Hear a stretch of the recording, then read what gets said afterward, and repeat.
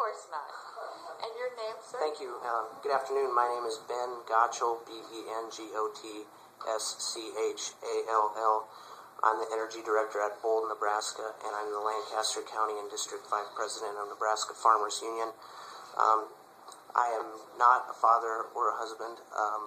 I guess there's still time for that, good Lord willing, but I would hope that in the future that my wife and mother of my children would have this option should I choose to stay in Nebraska, which I plan on doing.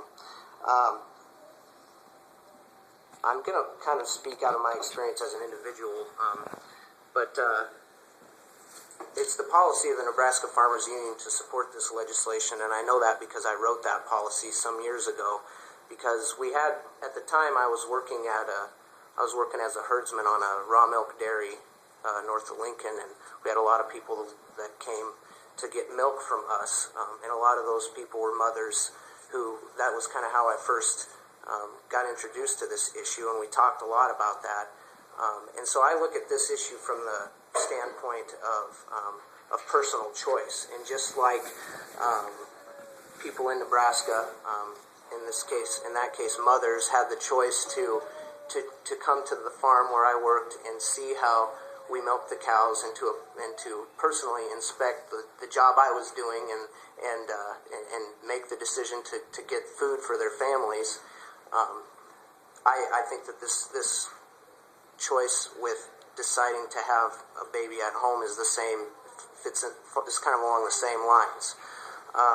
And so, you hear a lot of arguments, not to speak metaphorically, but you hear a lot of arguments about how raw milk's going to kill you, and how you're poisoning your family if you do it. And I've drank it all my life. I grew up on a dairy, and I still drink it today, and I'm not dead yet. So I hope it doesn't. I hope it doesn't have a sudden reaction there. But anyway, I hope not either, sir. We hear the same things for raw milk. We hear the same arguments for homeschooling. I was also homeschooled. Grew up on a ranch in rural Nebraska. I think there's a lot of arguments for rural Nebraskans here who do live some distance from a hospital, and it would be much more comfortable for them to have someone that they know and trust in their home with them, so that they don't have to make that drive. So they're not limited to the geographical choices that they have.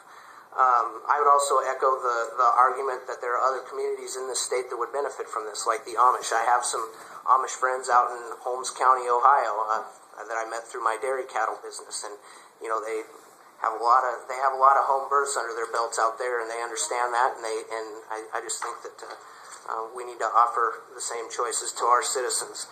And so I guess in closing, I'll further speak metaphorically and betray my male sensibilities, and say that if we're going to compete with Arkansas on something, I'd rather have it be Huskers versus Razorbacks on the football field, and not to see who can be the last state in the union to not allow women this choice. So thank you. And not to change your allegiance here from the Razorbacks, but I think the testimony was Alabama. Oh, Alabama, sorry. Roll Tide.